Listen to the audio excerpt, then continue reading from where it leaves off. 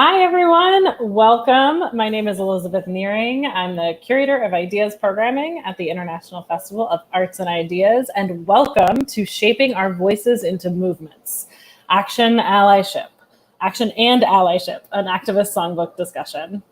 The International Festival of Arts and Ideas is created and produced on the traditional lands of the Mohegan, Mashantucket Pequot, Eastern Pequot, Schaghticoke, Golden Hill Paugussett, Niantic, and the Quinnipiac in the land we call home, Connecticut. We hope that from wherever you are watching, you can take a moment to acknowledge and honor the Native people whose lands you are on and the history of the place you are in. You can find out more about Native land near you at nativeland.ca, and I can put that link in the comments for you. The International Festival of Arts and Ideas stands with Black Lives Matter and with countless citizens in our own city and across the country who are exercising their right to protest the systemic racism at the root of police violence. The festival stands in solidarity with Black and Brown communities who are targeted and abused by unjust systems of oppression. And this year, our Ideas programming has been created in collaboration with an abundance of thought partners here in New Haven and beyond, working to come together to think about the idea of democracy. What is it? How do we talk about it? What does it mean right now? And we've been really focusing on the idea of people power, which connects beautifully to the Activist Songbook project. And as a part of the Ideas series, this is presented in partnership with Connecticut Humanities, with additional major support from the Whitney Center and media support from Connecticut Public.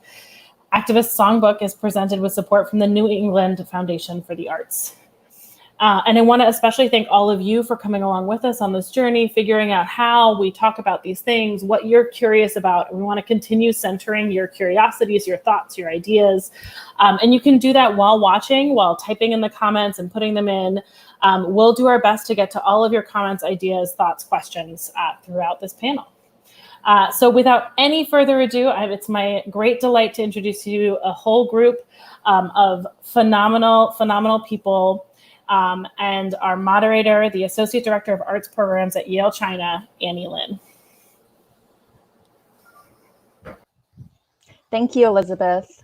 Welcome, everyone. My name is Annie Lin. I'm the Associate Director of the Arts Programs at the Yale-China Association. Yale-China is a nonprofit that is dedicated to bridging Chinese and American cultures through programs in health, education, and the arts. Today, I'm pleased to moderate a panel as part of the Activist Songbook series examining activism through the experiences of Asian Americans. We have with us today 4 panelists who have dedicated time, thought, and action to imagining a radically different future than the one that we're experiencing today. And in this paradigm-shifting moment after the killing of George Floyd and many others, their work gives us some pathways and resources on how to be seen and how to get our voices heard. Some of you watching this panel today may have also tuned in to Aaron Jafaris and Byron O-Young's panel a few weeks ago on the radical imagination. If you haven't, please go back to the Arts and Ideas website and check it out. It's really amazing. So they explored this idea of the radical imagination, which is what artists and activists are able to do in order to pursue their work, right? They imagine a future that is better, that is more equitable, that is more just. And who we have with us today are 4 panelists who do exactly that. They imagine a future that could be better and they work towards it. And so now I would like to invite each of our panelists to introduce themselves and share with us a little bit of their work on the radical imagination, how they imagine a better future. And so I'd like to bring up Adrienne. Let's start with you. Would you please introduce yourself and tell us a little bit about how you imagine a better society?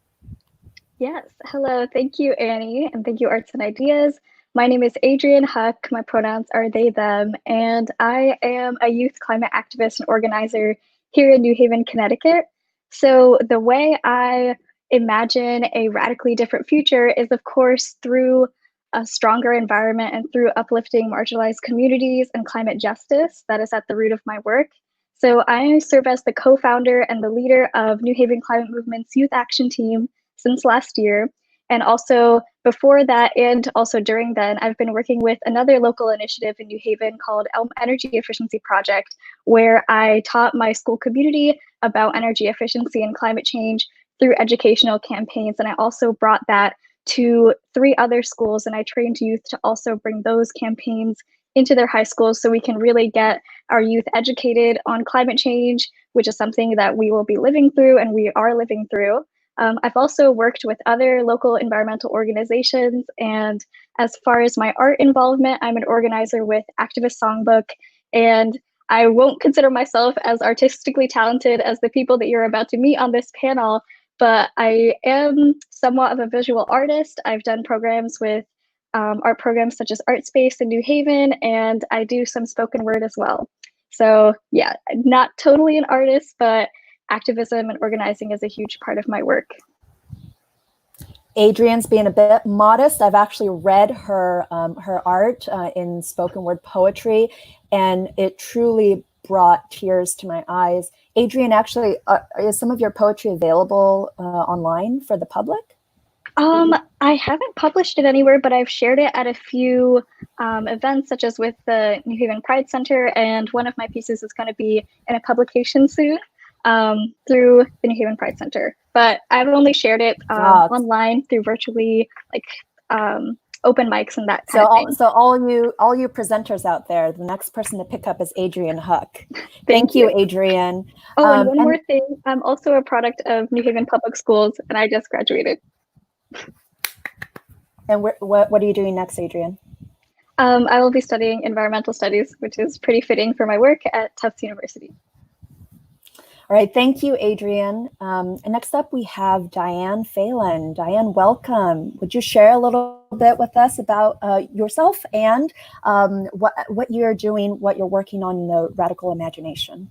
Thank you so much, Annie. I was literally just typing in the group chat to everybody backstage, if you will. Like I was like, Adrienne, so inspiring. I'm just so impressed with you and everything you do. I don't know what I was doing at your age. I don't know. I really don't know. I'm just so inspired by you. Well, thanks for having me on. I lived in New Haven for most of my life until I moved to New York. My father's family is from New Haven. I'm an actor, I am an emerging director, and I am a founder of several campaigns that are aimed at getting Asian Americans and people of color to speak up. Racism is a Virus is the one that people might have heard of, hashtag Racism is a Virus. In the wake of COVID-19, we wanted to get the Asian American community talking, speaking out about the racism and violence that was coming our way.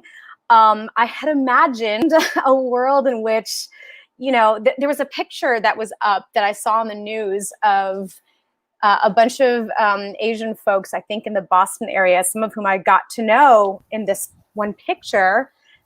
They were protesting in front of a government building, holding up signs, being angry and kind of strong. And I hadn't seen anything like that. And I thought that was really, powerful. So my vision was to flood the internet, because this was, you know, in March, in the beginning of everyone's quarantine, in the pause. To flood the internet with our faces and our voices speaking up, and to get people angry. And a lot of people talked about, well, what am I going to do with my anger? I'm like, well, this is the first step. We are known for our stoicism and kind of our quietness when it comes to speaking out as groups of people. So my imagination led me to getting everyone speaking up and out about that. So thanks for having me.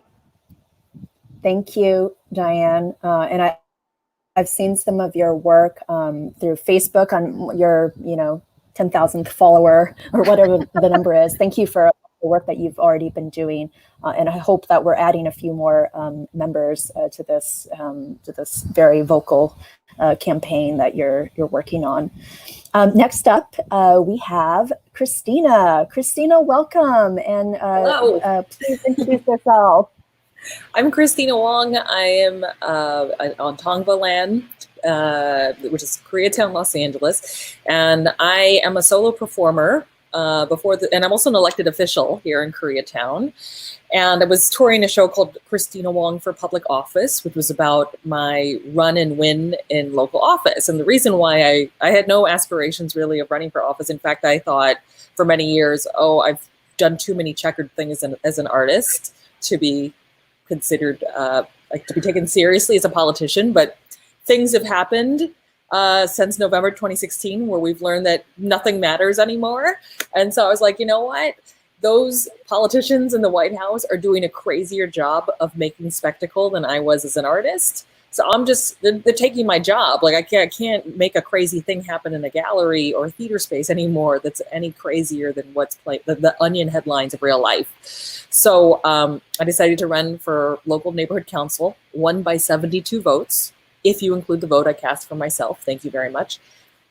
Very big win, it's unpaid, but I've learned a lot about the similarities that artists and politicians have with each other, in that we literally create symbolic bills or resolutions, or in our case, community impact statements. And these symbols have power in terms of changing legislation and laws and things that affect us. But I've also learned, oh, wow, things were actually a lot faster as an artist in terms of shifting culture and stuff like that. So I do think more artists should run for office if you can stand the bureaucracy and not totally lose yourself and having to kiss everyone's ass to vote for you.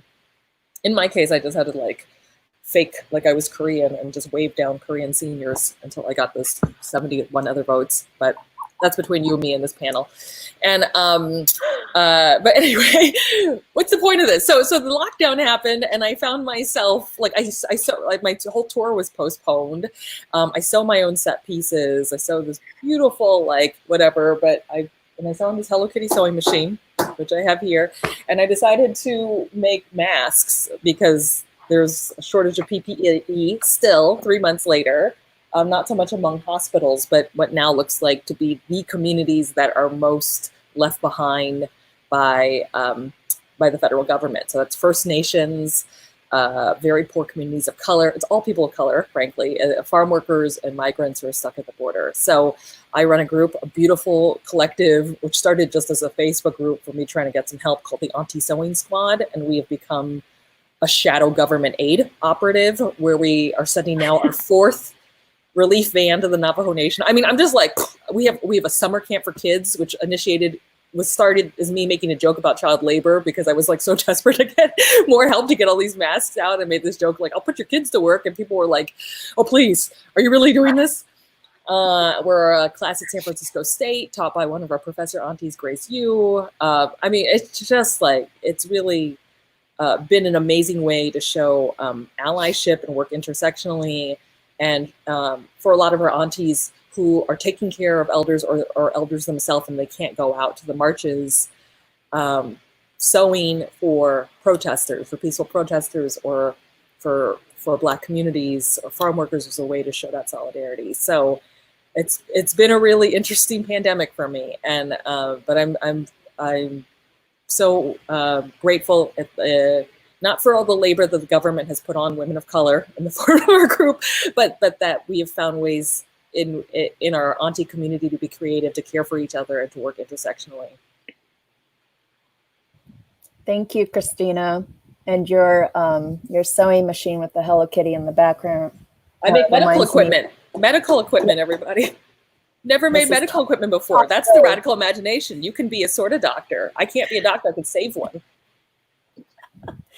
But it reminds me of your series on YouTube called Radical Cram School. Yeah, I made that too.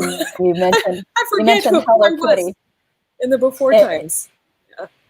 If you don't know Kristina's background, she's a comedian, and you gotta check out her YouTube, because she had me on the floor laughing within 10 seconds. Yeah, so I have a series called Radical Cram School, which is that started with my friend Teddy Chow asking me to talk to his daughter Liberty. They're Chinese American and live in Ohio, and Liberty went home. And I think a lot of Asian Americans have had this moment when you're younger. She came home and said, I wish I wasn't Chinese. I totally have had that moment. And he's like, you're empowered. Will you sit down and talk to her friends? And I was like, wow, like, what do I say? I said the same thing at her age. And so we made this web series, which is me as sort of like a dead mother of a Girl Scout troop, and them as my young cadets. And we literally, like, cram schools are the nickname for Asian tutoring centers. So it's a radical cram school. We're like cramming all this social justice education in them in really fun ways. Thanks, Kristina. We'll have to get more into that. And last but not least, I'd like to bring up Lily. Lily, would you introduce yourself and tell us a little bit about your work in the radical imagination? Hi, everybody. Thanks so much for having me on. I'm so impressed with all of you. I feel like now I got to follow all of you up with that, with those amazing introductions. And I've long admired all your work. So thanks for having me on this panel with these wonderful people and artist activists. So my name is Lily Tung Crystal. I am an actor, director, and the artistic director of Theater Moo in the Twin Cities, which is on the traditional homelands of the Dakota people. I'm from the heart of the Asian American experience. We're one of the largest Asian American companies in the country and the largest Asian American company in the Midwest. And well, about radical imagination, you know, I think it's part of Moo's makeup that we, in doing, you know, it's been around for 27 years. And in that time, we've really pushed forward representation of Asian Americans on stage, as well as other BIPOC artists. And we also work with the Theaters of Color Coalition in the Twin Cities, which is made of 5 BIPOC theater companies to push forward representation of all people on stage, of BIPOC people on stage. And you know, in the recent times, I think our radical imagination has really manifested itself in terms of the work we've done through COVID and in the Twin Cities, which, as you all know, is the epicenter of the social activist movement right now in the wake of the murder of George Floyd about 4 weeks ago.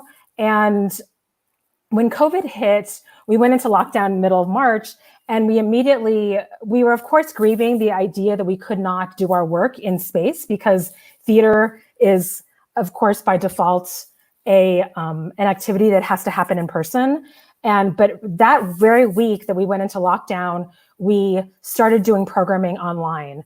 And so we created a show called Mootini Hour, which I host, which is a talk show, a live talk show that gathers national Asian American theater artists to talk about social activism, art, and personal lives, all kinds of things. And actually, Diane was one of our guests when we had the Racism is a Virus founders on.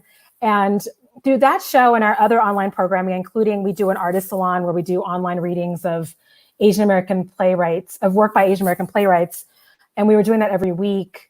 We've really been able to move past the grief part of not being able to be in communion with each other in person through theater and bring our work online. And as a result, we've really made lemonade out of lemons. Like, even though we couldn't be together, we've found a way to create Asian American and theater community and build that community online globally. So we've had people tune in from China, from Australia, from India, and all across the United States. We've had up to like 110,000 views for some of our videos. And so it really, I think it's a sign of reimagining what's available in terms of artistic resources to build community globally. And then when George Floyd was murdered, we pivoted again because we felt like it was time. You know, our mission is to give voice to marginalized voices, and part of that mission is knowing when it's time to step aside. And we felt like there were other voices in the Black community that were more important to be heard. And so we stopped our artistic programming and shifted entirely into doing social activism.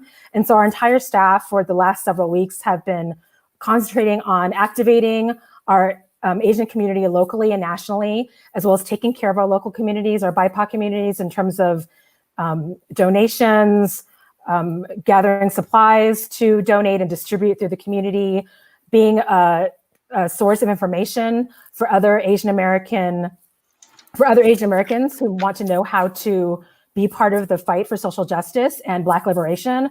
And so we've been recommending organizations for people to donate to. We've published articles about fighting anti-Blackness in our own community. And so we've pivoted again in using our resources as a theater company and as a social activist organization to really activate our communities. And coming up, we're returning back to doing artistic work. And in the next month, we are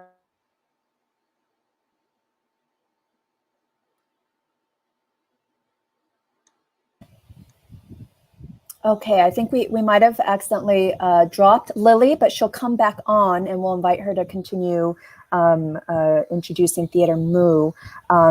Maybe to kind of start off a little bit more into the Asian American representation that several of us started to touch upon. I guess maybe Kristina, I'll kind of throw this to you just to kick it off, but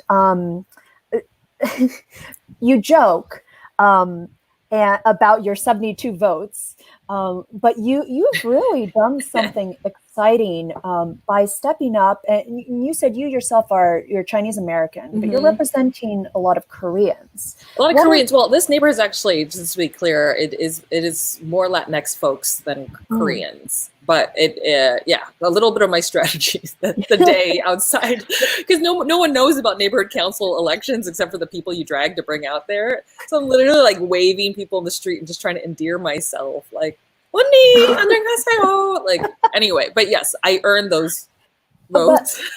What is that reception like for you? I mean, part of me thinks about this. Like this term Asian American, right? I had mentioned this to you all earlier.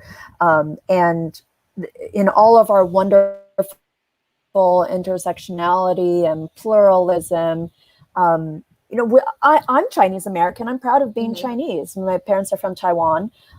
Sometimes I just want to be comfortably me. I want to be unapologetically Annie and not be under this banner term of Asian American. And yet, we see a lot of benefits to being under this banner term where we can be a collective and really advocate with greater numbers. And we are learning there are a lot of similarities with our individual experiences. So I just want to kind of start off that conversation about, and how does art help us recognize individuality, but also under the umbrella kind of identity of the Asian American? I think for me, I have it wasn't until college that I kind of just understood what this banner of Asian American identity was. I went to college 20 years ago though, so I don't know if it's easier for someone of Adrian's generation to embrace that. And I liked it. It's a political identity, right? It's a shared political experience or a intersectionally shared-ish experience. And that to me was more what I could relate to, because I'm third generation Chinese American, so I sat with a lot of guilt about not being Chinese enough, not being bilingual enough, not being a big freak basically. But in my Asian Americanness, I was still ostracized, but like there were that many people who were inclined to have discussions to include me and embrace me and think politically. This is not true across the board, and it definitely depends sort of what circles you're in, but that's where a lot of my first opportunities as an artist was being slated in like an Asian American festival that Dan Kwong curated, right? And like that's to me where I began to learn intersectionality too, was being in those festivals and witnessing other people's experiences that weren't necessarily Chinese American and noticing the similarities between my own experience. And that's to me where that started. Thanks, Kristina. And Lily, welcome back. Thank you. Sorry about that. And maybe we could put a pin in that. And Lily, you were telling us about all the pivots that Theater Moo was making Would you like to finish introducing? Sure. Do you remember where I left off in that conversation or in that introduction? You were talking about what Moo was doing of late. Now, or what it is now, I think. Okay. Yes. So I talked about how we pivoted after George Floyd's murder. Yes. And then, okay. So sorry about that, everybody. I'm in a different location than I usually am. And so I have less reliable Wi-Fi, and I apologize. So as I said, we pivoted to being to be doing primarily social activism, or all social activism, the last several weeks. And now we're going back to art making. And on July 17th, we're doing a series of short plays that are in response to what's going on in the Twin Cities right now. And the plays are being written, they're being co-written by Asian American playwrights and Black playwrights. So every short play will be co-written by one Asian American playwright and one African American playwright. Mm-hmm. And that'll be broadcast virtually through our Facebook Live page, Theater Moo.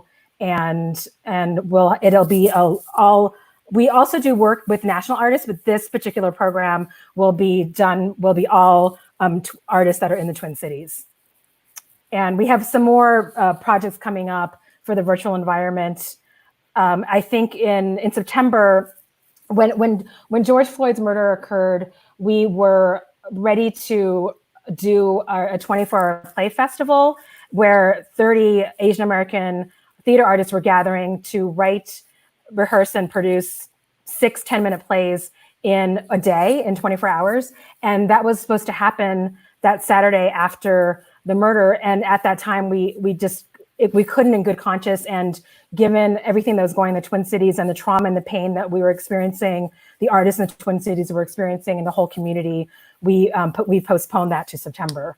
So that's some of the work that we've been doing in terms of reimagining the work as it can be. And traditionally what the work has been, we've been able to reimagine it through COVID and then through these very intense times in the Twin Cities. Lily, I applaud the work that you and Theater Moo colleagues have been doing. I mean, that is really difficult work, trying to tell the stories of those facing this kind of systemic oppression, and being able to not only tell the stories, but to stand in solidarity, knowing that we have our own stories to tell. And as you said, knowing when to step aside, I think that's just a beautiful way to describe it. Just as a quick follow-up, I often wonder, where does the healing come in? When can you feel joy again in the aftermath of something like this? And so what do you do at Theater Moo after, I think you said 3 weeks of really intense work?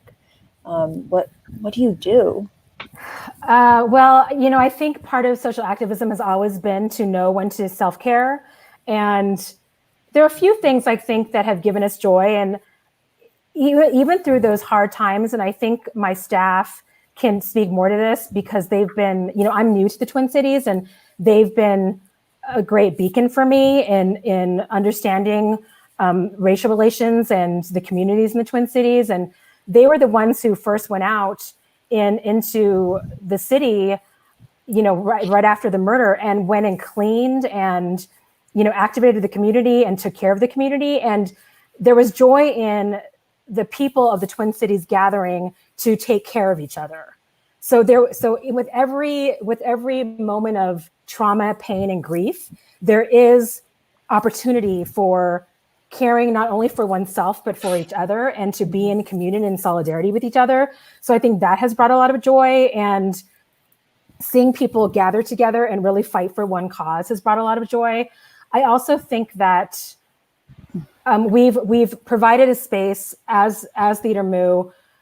We have a thing called Moo Mondays, which historically has been a place for Twin Cities artists to gather. And over COVID, it was for national Asian American theater artists to gather. But after the murder of George Floyd, we went back to reserving Moo Mondays for our local artists so that the APIA artists in our community could gather every week in a Zoom gathering, an open community meeting to take care of each other and to support each other and to heal, because they were doing so much work in the community that we offered a space for them to come together and support each other.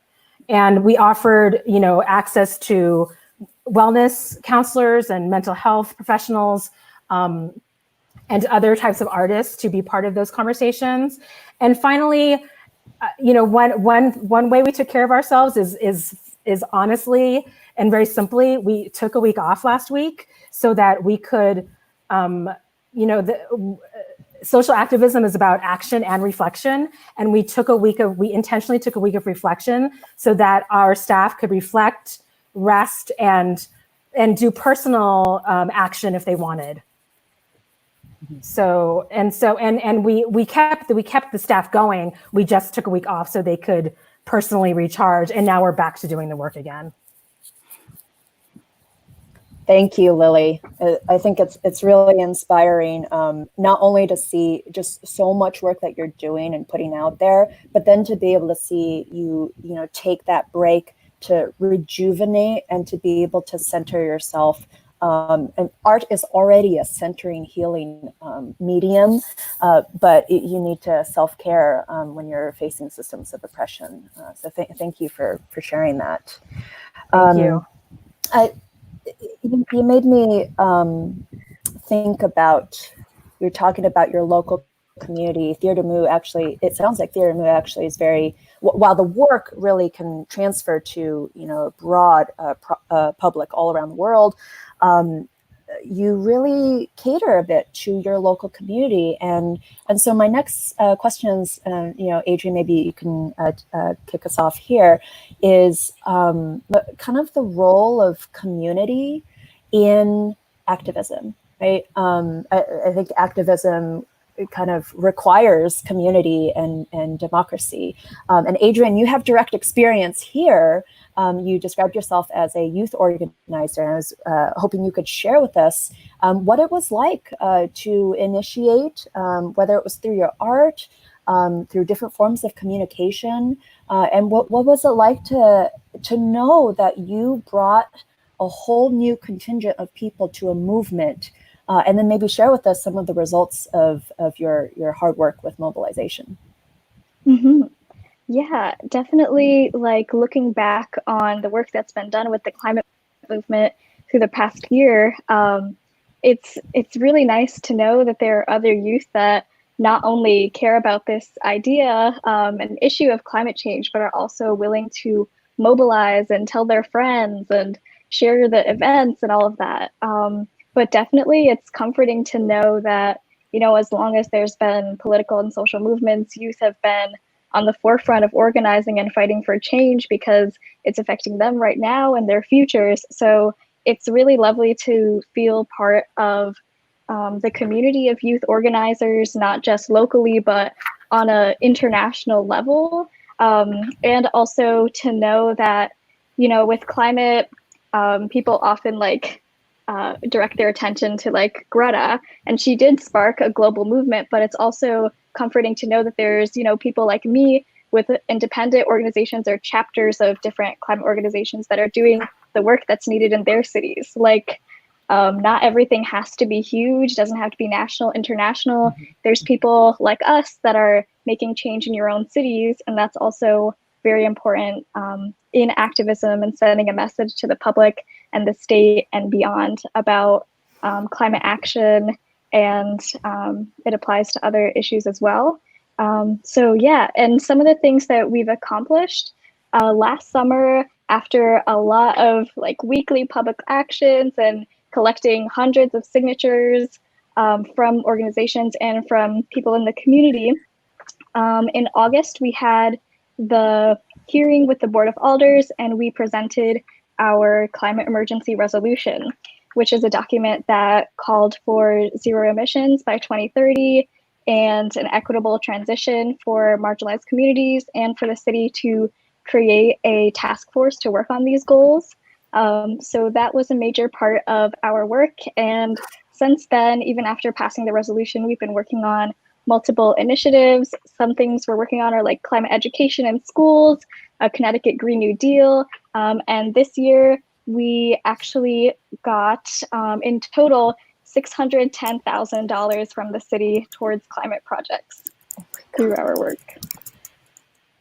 Are you real? Wow. What is happening? This is not Unreal. This is not fair. Who are you? $500,000. You're going to be my running mate. But Adrian, we were talking about this yesterday about leaving a legacy, and like, how does it feel to know that now there are, rising seniors and other, middle school and high school students who, now having seen what you did, are thinking of themselves, oh, do I want to be a youth organizer? This is leadership, right? Mm-hmm. Yeah, it's really a beautiful thing. Like, even when I was working on energy efficiency and climate education within my school community, a lot of teachers came up to me before I graduated and told me about, like, my students are inspired by you. They think you should be on the Time magazine in your future, or just that, like, my activism, my activism, even if they weren't like directly so interested in climate change, they were still inspired by my never-ending advocacy. And that they were inspired by my work and respecting my mission. So I think it's really lovely to feel that respect from my school community and from other youth. And I hope that I have inspired other people that are young to get out there and make change, because you are not too young. Wow. I'm like, who are you? This is so crazy. Adrian 2020. Thank you, Adrian. You are so awesome. Thank you. I want to make sure we get to hear from everyone. Diane, I really want to ask you a bit about, as a consumer of Broadway theater and regional theater, I always notice I'm one of maybe 4 Asians or even people of color in the audience. Mm-hmm. I don't even know if that ratio is higher than people on stage, but I know your work with, can you share with us your work on Broadway with, oh my God. Broadway Diversity Project. Thank you, Broadway Diversity Project. I forget it sometimes. Broadway Diversity Project. Thank you for bringing that up. Yes, the aim when the idea hit me was, and this was before Hamilton was happening, was to highlight and shout out the diverse casting that was, and out of the box casting that was happening, because I wanted. It came from the idea that what you focus on grows, and I had such, there's Broadway is in a revolution right now. There's so many people talking about, I don't know what people follow, but there's so many people talking about their stories. Amazing members of the Black community are finally speaking out. It's like they call it the secrets that I've kept about why Broadway is racist. But, I think anybody who's been a person of color or BIPOC, working on Broadway in commercial theater, you have a lot of stories. So I was very frustrated at that point. I had been in King and I on Broadway, and I'm just gonna talk about it because I think it's time to start talking about it. And I was just tired of thinking that where I was that was all I could do. Playing a slave. 20 years later, it's how I started my career 20 years previous in King and I. And there I was 20 years later thinking, and that was my Broadway debut, 20 years after I started acting in the same show, silent, mute. I'm like, well, God bless anybody that is performing, but like literally I just didn't feel like my voice was necessary. It did a number on me. And so I wanted to talk about and focus the places, the directors, the creative teams that were thinking out of the box and giving people of color, BIPOC opportunities to perform and be seen And it turns out people wanted to hear more about that. And we've had several posts that I was just floored with how things have been shared. Anytime we'd have something celebratory, people want to share it. And then just recently now, you know, I run the page mostly by myself. I've had friends here and there helping me, but it's mostly just me. But I think it's, you know, it's time to start speaking out on the things that maybe aren't so positive. I do that a lot of my own time on my own page, but I wanted Broadway Diversity Project to be just a space to call out what the positive things that you wanted to see in hopes that it would grow. But now, you know, we're sharing things about, one of the recent posts we had was about this wonderful woman who I'm sorry, I'm forgetting her name, but she's credited in the post. She shared a series of tweets about how the lack of representation starts with the lack of BIPOC access to theater programs, BFAs. And this post has been shared 1,000 times. Which, you know, I know that's not metric-wise huge, but it's compared to what's usually shared, usually around the 100 mark for most normal humans. That was a lot. Just, it turns out people wanted to talk about what's really going on, the secrets that they've had to keep. So that's Broadway Diversity Project. We could be doing a lot more, but right now it's just me. So if anybody wants to help, give me a call. Message me. What's your number? Okay, let's explore that a little bit more. I had mentioned this to you all earlier, but you know, this idea of tokenism and oh, we have someone of color. You see, we hired a Black woman 30 years ago, and no one since. So we aren't racist. You see, it's a meritocracy. Oh my gosh, let's push back on that. Let's talk a little bit about that.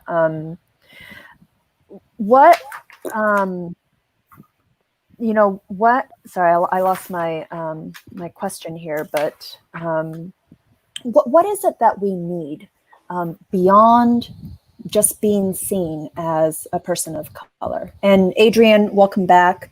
I was just trying to kind of talk a little bit more about, in hearing Diane talk about the Broadway Diversity Project, that it's not enough just to be a person of color, to be put on a stage or to be put in front of, you know, on the Bon Appetit magazine or to be put on a YouTube video. We need access to corridors of power.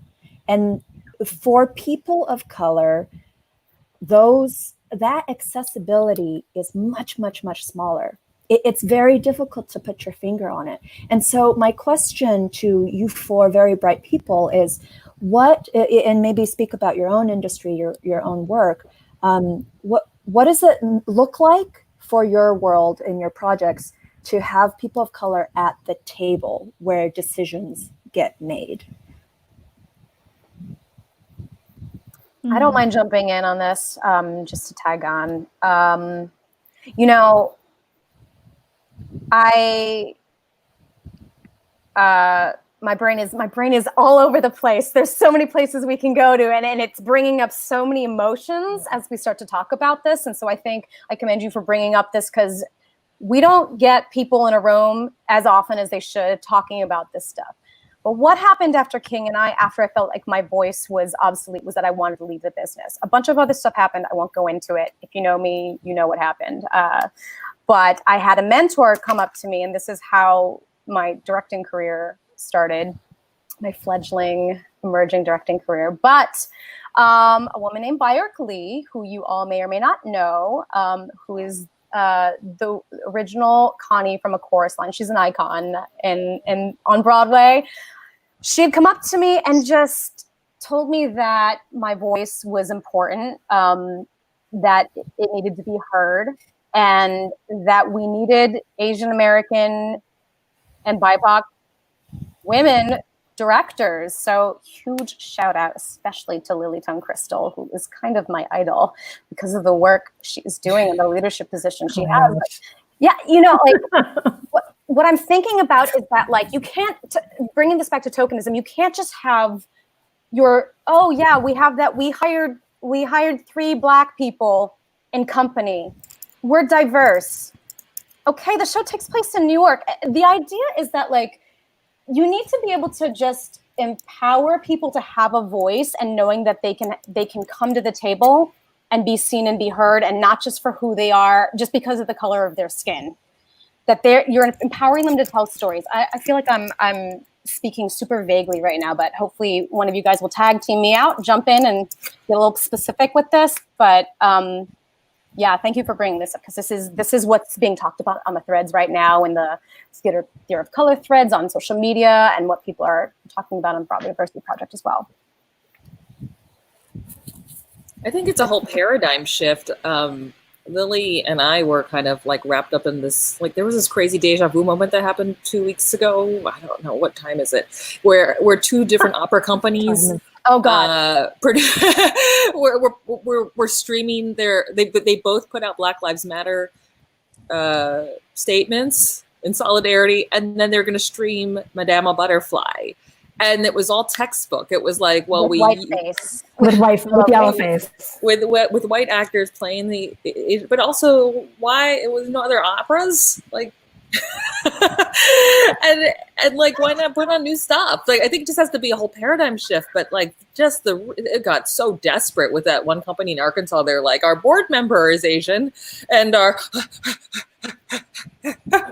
this person that we hired is Asian, and it was just like, I can't even believe we're here still, and that Asians have just completely, like, they're standing behind their Black audiences and whatever, but somehow we're just not in this equation at all around how this gets played out. And I think a lot of it is like, we just need new material, and it exists. The funding structures need to be different. The whole idea of a way a company puts together a season and a subscription audience, like all of that needs to be flipped upside down. And I feel like a lot of companies are thinking about that because they can't put on shows right now. And they are forced to reckon that they at least these bigger theaters that have to sit at the feet of big funders and subscription audiences, that maybe that's not what it's all about, like running that frenzy crazy pace to not be too political or whatever. It doesn't work. But I do think it is a whole paradigm shift. I think it's performance art is where it's at. This is my opinion. So let me perform in your bathroom. But Lily, do you have any thoughts on that? Because Lily was super vocal. I had to write a lot of Lily's labor. I was like, yeah, what Lily said. You're both so kind. Thanks for the shout out. I'm in awe of both of your work and all of you. And so I feel it's a group effort, and I'm really grateful to my amazing team, Shannon, Audrey, Saimukta, Kevin, and Wes. They're awesome. And I do have something to say. I mean, I think that I agree with both Diane and Kristina that there does need to be a paradigm shift. And, there's so many things. So many things need to happen, Annie. Like, there are a lot of companies who think I've hired my one African American, I've hired my one Indigenous person, I've hired my one Asian American or Latinx person, and that's all we need to do.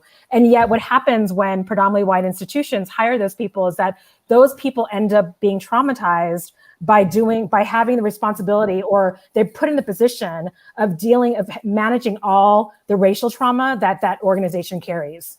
And so what is required is, like, there's a letter going around, We See You, white American theater, and that was signed by 300 theater artists from around the country. And the steps that it takes is vast. Look at your board. What is your makeup of your board? Is it primarily people of color or not? Look at the makeup of your leadership. Is your leader, there's been a lot of discussion about people of color entering leadership positions at predominantly white institutions. And your staff, your leadership, your staff, your board, not only who's on your stage, not only the one person in your cast who happens to be Black. There also has to be anti-racist training at your organization and intersectional training. We talk so much about equity, diversity, and inclusion, and now the conversation is shifting to anti-racism. Like, not just that this is the white paradigm and we are inclusive of other people, but that it's anti-racist theater, that it's not based on a white supremacist structure. And so dismantling it. Yes, dismantling, because all the predominantly white institutions that hold power, especially in the theater industry, it's run through white supremacy. And so the artist you hire is just one piece of the puzzle. And in that argument that Kristina had talked about with the two opera companies doing Madame They were the Princeton Festival and Opera in the Rocks. Opera in the Rocks in Arkansas.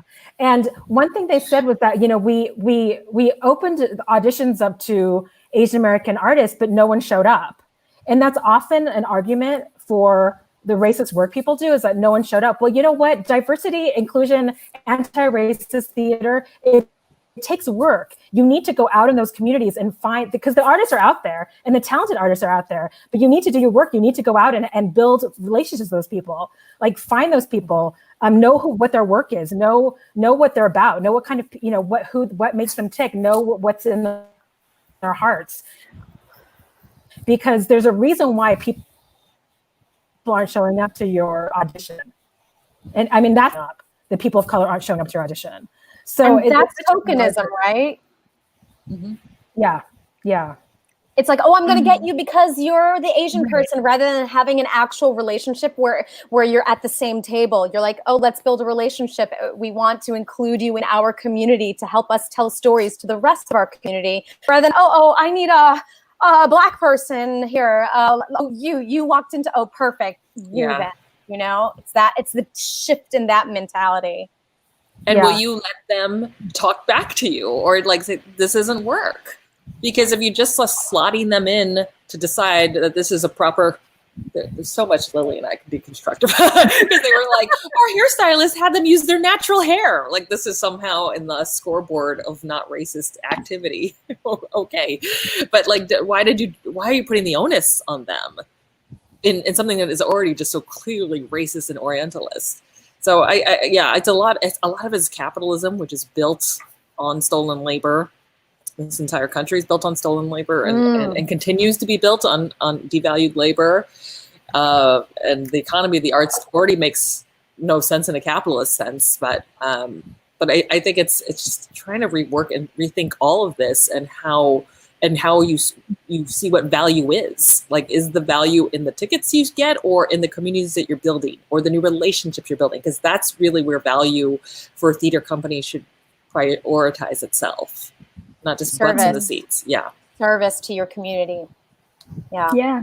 And coming from my standpoint in like the environmental and the climate movement, it is just really, really whitewashed. And even like the environmental movement as a whole, like when it was beginning, like really coming about in around the 70s, they were really only focused on like white middle class issues around the environment, and not really taking into account a lot of the environmental injustices that especially Black and Brown communities were facing. And that still continues to be an issue today, even with more people of color being able to enter the movement. There's still like that, the hierarchy and the structures that are still existent from the past. And this is true for many social movements that have left out Black and Brown leadership in their activism. But I think it's just really crucial for people of color, especially in the environmental movement, to get on these teams and feel welcome, because it is really them who are being impacted most in the global South. And it doesn't make sense for all white leadership to be preaching about these issues, and especially not if they are reaching out to the community. A lot of people feel distance from the environmental movement because it is so whitewashed. And I think it's just really important to have people of color at the table when it comes to environmental issues and climate change as a whole. Yeah, I've been a lifelong environmentalist, and I only learned it through a white framework, and none of it made sense. Like, how do you communicate going green to your immigrant parents? Or like, it was so gadget focused, and it didn't really acknowledge the intersections of access and access issues, class and race. Absolutely. I'd like to throw a bomb in here and please take the bait. Is it our job to educate about our experiences as people of color? I think, you know, one of the founding tenets, just speaking from my experiences with Racism is a Virus and also Unapologetically Asian, the other campaign, is that I try to explain it to people about why they should speak up and why they should post and why they should get riled up and say something. And I always say, okay, our relationship to being American and being in America is kind of like a relationship with your family or a relationship with a significant other, in that, like, how do you know how the other person is feeling unless you communicate? How do you have authenticity and intimacy? Mm-hmm. And so if you blow it up into a macrocosm, that the same thing. If we don't, you know, this is just I'm painting with very broad strokes here, and I know that there's many different dimensions to this, but I personally believe that you have to take the time to yourself when you need to, because I know Black friends, Black community, they are exhausted. They're actually in mourning and they're grieving right now. So no, like, you know, yeah, people deserve time off. So, but I can't tell if I'm screaming. I'm sorry, because I have headset on, but it's important. I believe that communication is so important in any way possible. You know, I've unfriended family members because I felt like I couldn't speak to them. But I believe it's all about relationship, and, you know, going back to the word that we've thrown in here earlier, community, and there's different levels of that, macrocosm and microcosm. It's my thought. I mean, I think that the simple answer to your question, Annie, is I don't think it's our responsibility to educate white people. Was that your question? Sure, yeah. I think I actually left it pretty vague, and just to educate our own lived experiences as people of color. I did not contextualize it against. I see. Okay. But you can feel free to talk about that. Yeah, I mean, I think. So I have two. I guess I have a multifaceted answer, because there's different people who are seeking or need education on the lived experience of being a person of color. And so when I'm talking about my own communities, and there's been a fraught history between Asian American and Black communities in this country. And so I think it's part of, as a leader of a theater of color, who primarily deals with Asian American experience, I do think it's partly our responsibility to educate other members of our Asian American communities and in fighting anti-Blackness, and especially at this time. And I mean, it's a marathon, right? It's not a sprint. So this is like, we're in this for the long haul. And also, you know, I ask myself that a lot about, you know, my own family, like Diane talked about. There are people, friends, family members, who have bought into this model minority myth, and that, you know, we just have to work hard to make it in America. And there's you know, comments about anti-Blackness. And so I haven't yet done that education. And now that I'm back in like with my family, because I was in Minneapolis and now I'm back in California, that just for the time being, that I think some of those conversations need to happen. So I think it is our responsibility, at least in the position I'm in and at our theater company, to do some of that educating of our own communities. In terms of BIPOC people educating white people, I don't think it's our responsibility. And a lot of that, you know, a lot of the conversation now has been like, if you're a white person and you want to learn more, like, do the research yourself, read a book, go into Google. There's so many resources, there's so many articles. Because as Diane said, the BIPOC communities, especially the Black communities right now, they're tired. We're exhausted. Like, and the other thing I want to say is, if you do ask a BIPOC person or activist to educate you, then pay them. This is labor. This, for a lot of us, it's, you know, for a lot of independent social activists who also do this work, educating work, it's a job. I mean, yes, we're in it for the passion, but you should also pay the people that you consult with you. And there's been some misunderstandings, I think, especially among predominantly white institutions, where they ask a person of color in the community to help them or educate them, and then they get upset if they're asked to be paid. Mm-hmm. They get upset if, like, oh, so you're just doing this for the money. Like, no, that's not, like, our knowledge, our work, the resources you're asking for, the knowledge you're asking for, that is just like you would pay someone to train you at a college. Like, that is something that there's a value to that. And so, you know, I'll do what I can to educate when I think I have the space to do that. And it's also like, if it is our responsibility, it's a responsibility that we can never satisfy.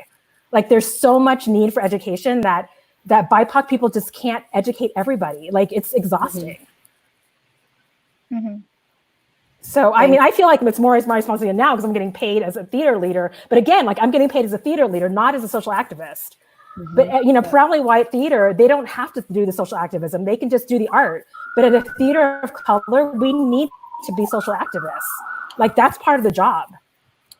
And Lily, to kind of take that step further, even some of these corporations or organizations who do hire consultants to give them advice, to give them an action plan, to do that anti-racist training, what is the next step? Do they actually implement, right, based on the suggestions? And I think we've read in these articles and these stories about people of color who put themselves out there to relive their traumas and their triggers, to share and to give advice, and that emotionality just gets thrown out the window and dusted under the rug when the suggestions aren't taken. Oh, now's not the time for us to make those changes, or we would lose our donors. There's always something there. And so I challenge the corporations who today so many are putting out statements of solidarity, which I applaud. I think that's actually great leadership.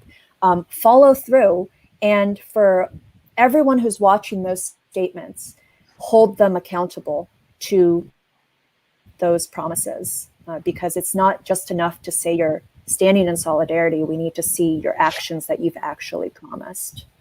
Well, I'm watching the time here, and I really want to get to our final kind of question, which is so timely and so important right now. We already touched on it a bit, which is how can which is allyship. I want to explore allyship a little bit before we conclude. And, you know, how can we as individuals, as, you know, Black, Indigenous, Asian, Latinx, or other heritage, become a people of a global majority as allies and stand in solidarity with each other to be seen and to be heard. I think we've heard from Lily a little bit about what Theater Mu has been up to, but Diane, Kristina, Adrienne, would you like to jump in and kind of, like, you know, what do we do? How do we be heard, but also stand in solidarity with our Black and Brown communities? Oh, so much. I mean, I think what hit when Diane said, like, our Black brothers and sisters are exhausted right now, and I think, like, that's where we step in to explain, to have to do the shitty education stuff that we don't want to do, the amazing moment of solidarity I'm witnessing is some organizers in Little Tokyo have fundraised to support meals going to Black Lives Matter protesters in their organizing meal, 350 meals. And I think that is such a way to offer that sort of labor and care and support. And sewing these masks right now, it's like these folks might be able to get $1, $2 masks sold on the street, but this is also our way of saying we want to give you protection and care, nurture, and show support in those ways. So I think it's trying to think a little bit outside of capitalism and the way that things are valued, as I said, and what are these other ways that we can show solidarity and support and do that in action. Absolutely. And thank you for bringing up the example of protest meals, because I actually have a friend, she is South Asian, and she's such a powerhouse. She's made like hundreds of protest meals for protests going on in the New Haven area, and priority to Black folks that are traumatized or that are organizing this. So I think it's important to recognize that there's so many ways to show up for the movements, and you can fit in where you can. Like, some people are sewing masks, some people are making meals, some people are checking in on their friends, and I don't know, providing therapy sessions. Whatever you're good at, you can still fit in to this movement. So I think that's important to acknowledge. And another thing, I think it's just more important than ever to just build community and address like the anti-Blackness that's been going on for so long in the Asian community, that's really created a divide between us and Black folks. And as a whole, like, having people of the global majority united together rather than taking the bait around like systems that have been put into place to divide us and cause those tensions, really being able to see the full picture, and that we have power when we're together rather than fighting over little things between us and seeing each other as the enemy, instead seeing, you know, the government or capitalism or systems of oppression as the enemy rather than each other, are so important. Yeah, so I think that happens firstly by addressing anti-Blackness within all non-Black communities, and then really looking into our history to see, okay, well, what was put in place to divide us? And with the Asian American community, that would be, we could look towards the model minority myth. So while acknowledging the privilege we have as non-Black folks, but still people of color, and just unpacking that myth, how that's played out, and how we still have privilege, but it's important to still stand in solidarity with Black folks and really just come together as people of the global majority to fight the real enemy here. You couldn't have said any of that any better. Both Kristina, Adrian, just some nonlinear stuff bubbling up for me about allyship. You know, it really occurs to me that, you know, we have this term Asian American, and forgive me if I'm super nonlinear. You know, get the hook on me if I'm running off and not making sense. But, you know, allyship and standing in solidarity with other BIPOC communities, for me, for Asian American, what immediately comes up for me is about figuring out how to stand together as Asian Americans, because that in itself has been, you know, the term Asian American, I learned was created in the 60s by student activists who wanted to stand with the Black protesters, I believe, and please help me if I'm not right here, but for the Vietnam War, that would be actually 70s. But it was, I think I want to say, it was a term created in the activism of that era.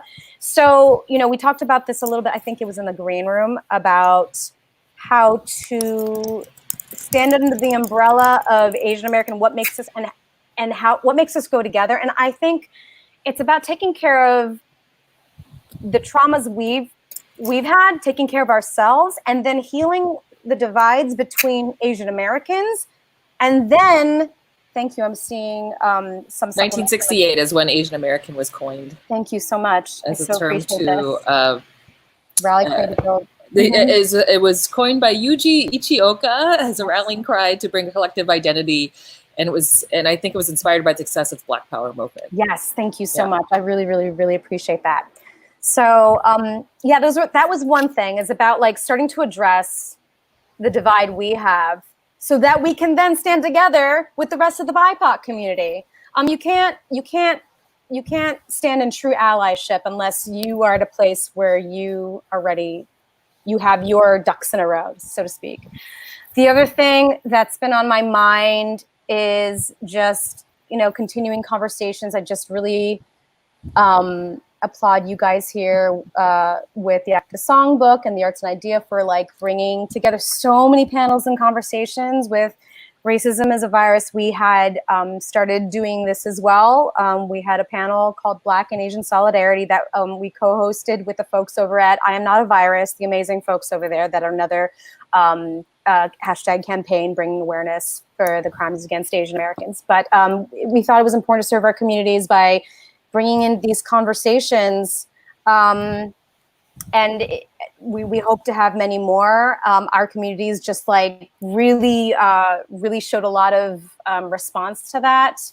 And yeah, just doing the work within ourselves and in our communities to educate about anti-Blackness, educate about the model minority myth. Thank you, Adrian, for so eloquently having the language to talk about all that. I couldn't say any of that better. So yeah, I'm inspired by all of you, by everything that you're doing. We're in this phase. We're all trying to figure it out, and I'm learning too. Thank you, Diane. I just wanted to add, Annie, that and like Diane said, we're all learning too, and we talked about so many ways to be involved, and I just wanted to add that, it's okay to make mistakes. We're going to make mistakes. People of all, BIPOC people, white people, we're going to make mistakes sometimes in the conversation and in our actions. And it's okay. And someone might call us out on it, and then we can apologize and try to do better.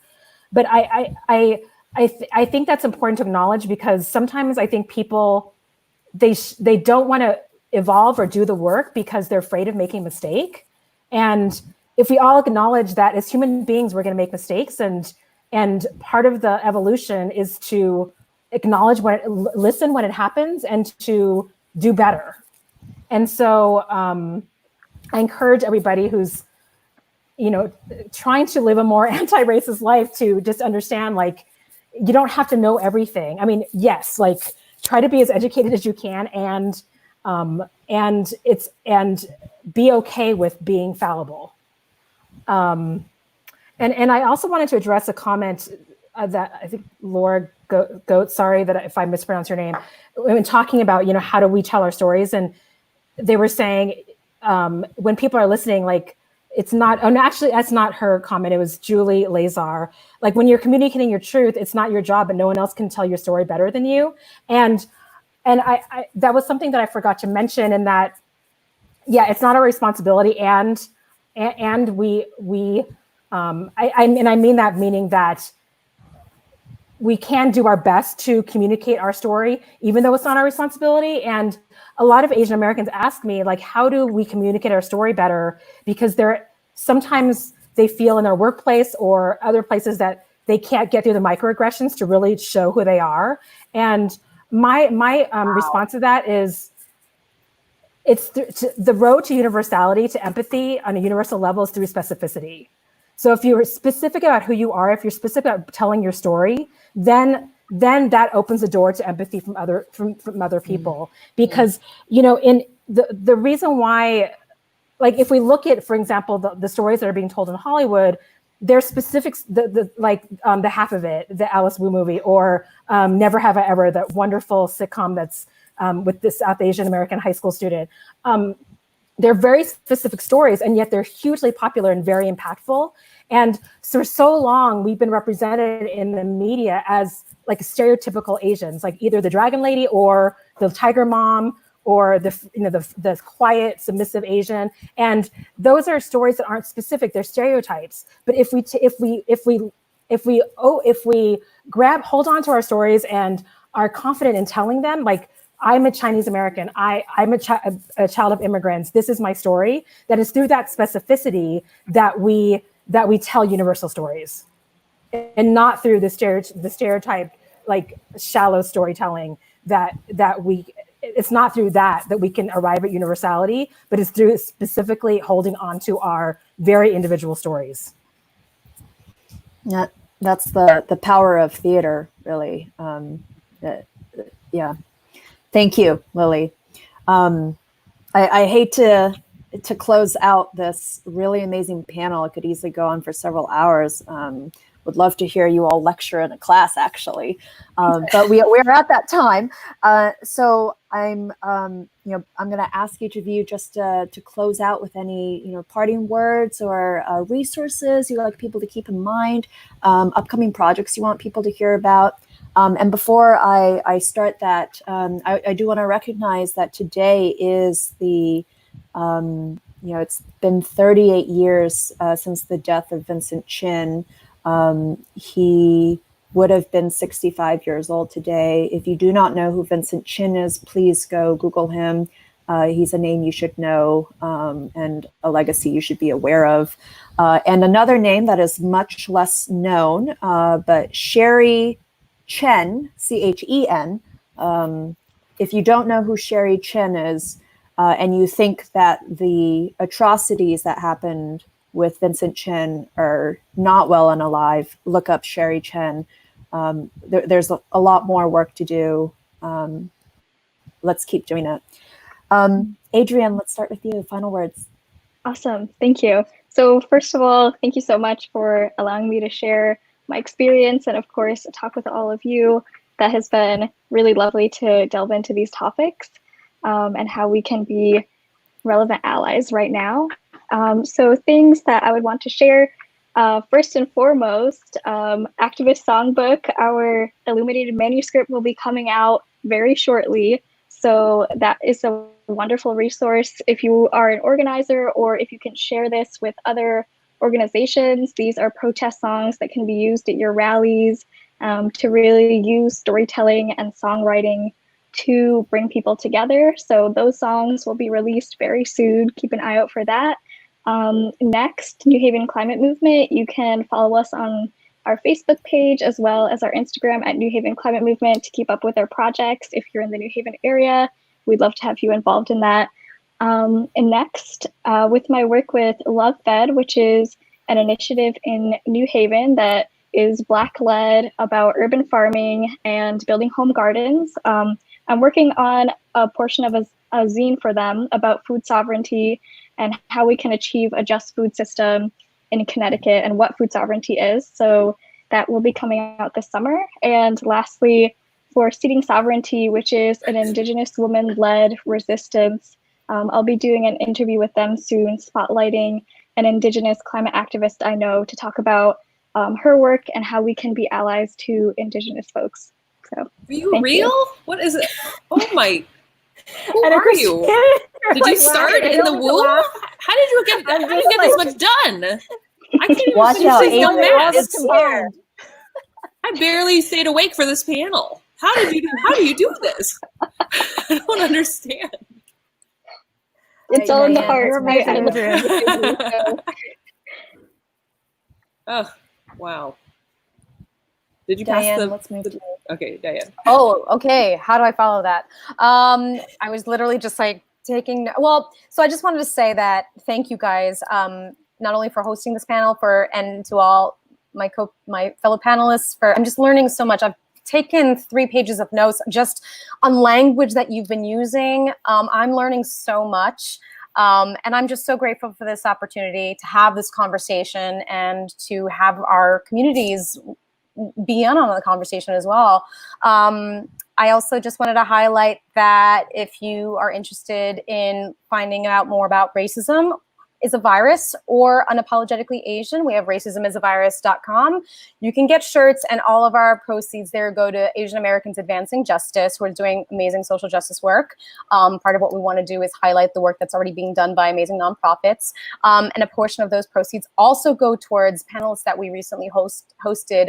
They are they're the family survivors of homicide victims who have not gone, the story has not gone national. They need a lot of support too. This is our way of standing with the Black community by raising awareness for them and raising funds for them.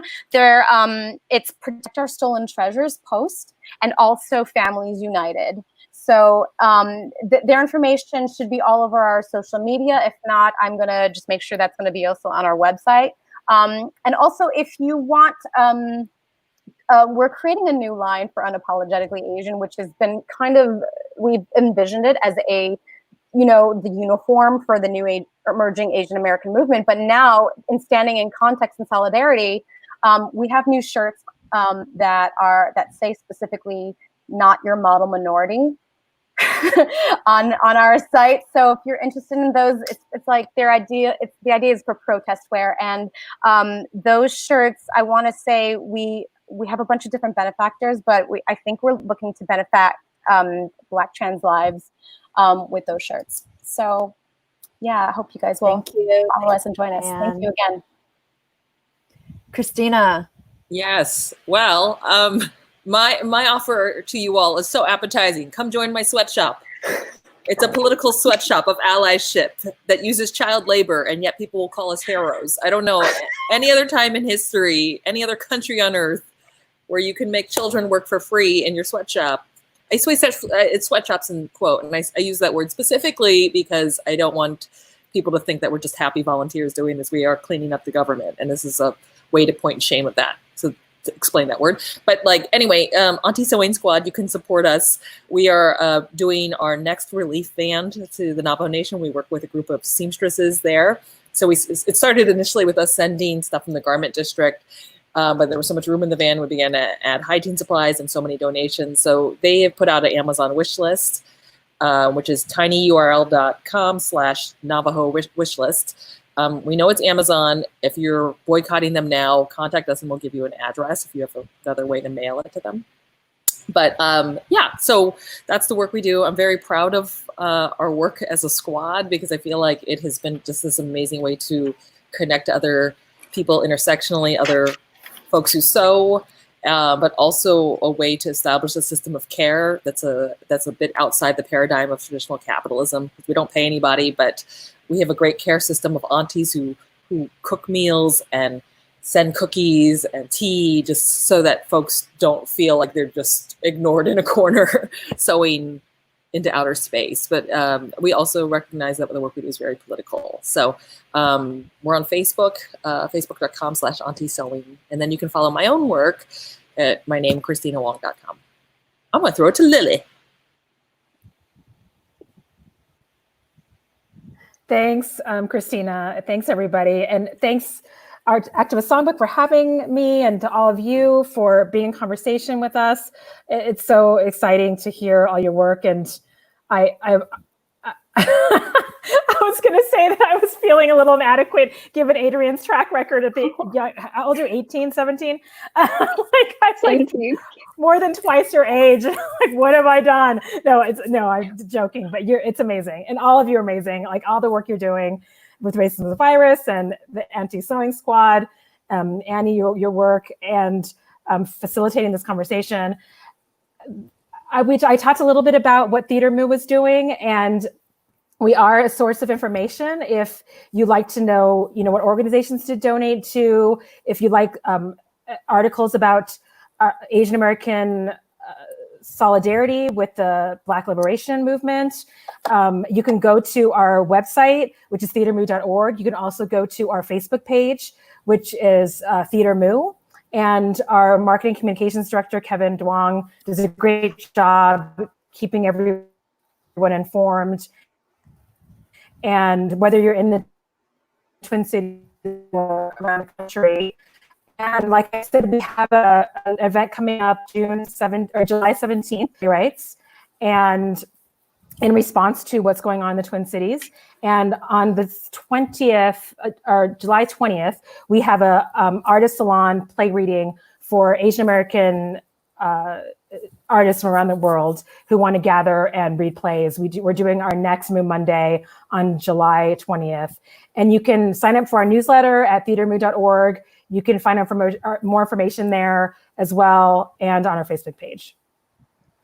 Thank you. Thank you so much. If we had an audience right now, of course, now we would have the applause. Thank you to our four standing panelists. ovation. I see it. I see the standing ovation. Without a doubt. I also wanted to say a few thanks to some other critical people who made this happen. Thank you, Aaron. Thank you, Byron, for leading this charge for several years now. And I've seen some of your other projects, and they're just incredible. Thank you for giving voice to the Asian American experience through theater. Thank you to Rob and the team at Octopus Theatricals. I also want to take a moment to say thank you to the International Festival of Arts and Ideas. This is their 25th festival, and it's so sad that we can't be in person on the green celebrating with tens of thousands of people, but they've done such a beautiful job pivoting to a virtual platform. So Elizabeth and Tiffany and Bobby, Missy, Liz, Tom, congratulations. And a special shout out to Liz Fisher and Tom Griggs, who are retiring after this festival. Congratulations. It's really a fantastic festival. You will be missed. Please continue to support the incredible work of the organizations you just heard about. You can find them in the comments section. And I am going to say thank you and throw it back to Elizabeth Nearing.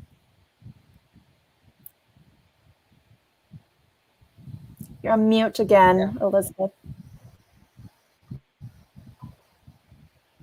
There you go. You're good. Well, here I am.